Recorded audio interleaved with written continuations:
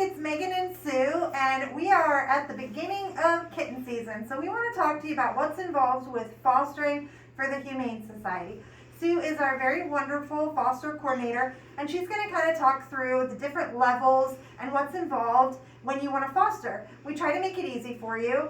The shelter pays for medical expenses and your supplies, and we want to make sure you're set up with something that you're comfortable with. So Sue, there's several levels of fostering, is that right? And some are harder than others. Right.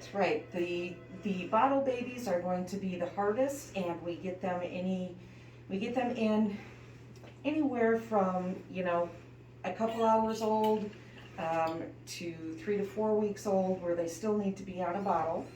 We just got 2 itty bitty bottle babies in today. They are estimated to be about 5 weeks old. This is the little boy.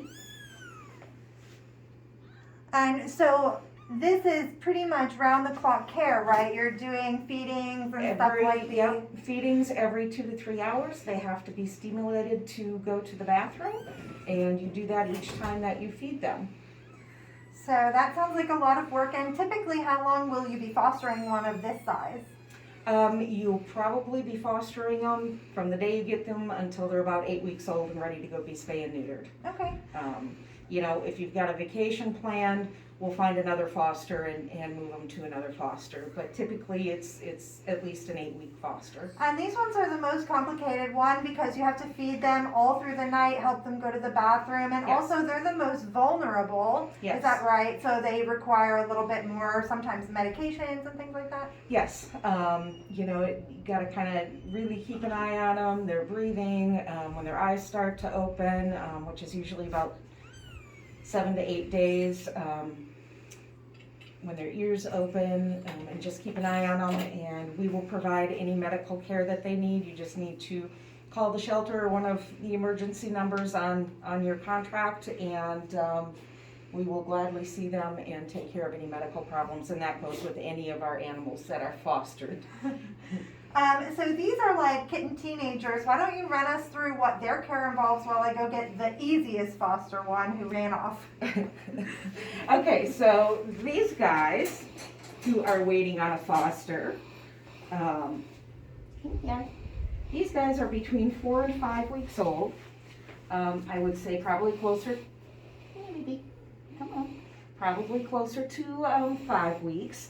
They are eating on their own. They are using the litter box on their own. So they're fairly, you gotta look for the usual things, the sniffles, the runny eyes, stuff like that, diarrhea, so we can get them treated if they need to be. As you can tell, these guys are pretty social. Sometimes we get kittens in that aren't the most social, and it's good for them to be in a foster home, not only for their health, but to help them get socialized so they will find a good home when they come back. So these guys, we would provide you with dry kitten food and wet kitten food. If they're just transitioning from the bottle to wet food, it can be a little bit longer to try and get them to eat. But when they start eating, they usually gobble things right down. Awesome. And I have a mama cat over here. She's not a mama yet, but soon will be. She is pregnant. And what's nice about fostering a mama cat is that she's going to do all the work most of the time. If everything goes smoothly, mom will do the bottle feeding, mom will regulate their temperatures, mom will help them go to the bathroom. So she's going to have to kind of earn her keep around here, I guess. But this is something that's pretty good. You just need to be there and supervise the birth, make sure things go smoothly, look for signs of distress, that sort of stuff. And again, this one is typically going to be a matter of probably 2 months, right, for mom and babies for the foster period. At least six weeks. Until the babies are pretty much done nursing, or mom says, okay, you're done nursing, you can go eat regular food, which mothers will do. They need their time as well. So that's great. And is there anything else that you might be able to foster? I think there might be. We occasionally need fosters for dogs, and that's going to be because they either need more care than we can give them here at the shelter, or they're not ready for adoption yet. So Sue has Bane. Tell us about Bane. Oh, Bane is about 7 weeks old. He is a super sweet little puppy. I have had him in foster. A number of the staff members have had him in foster. He sleeps wonderfully in his crate.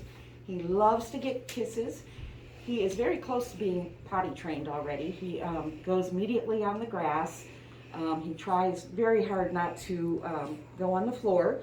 When he does, he uses a puppy pad.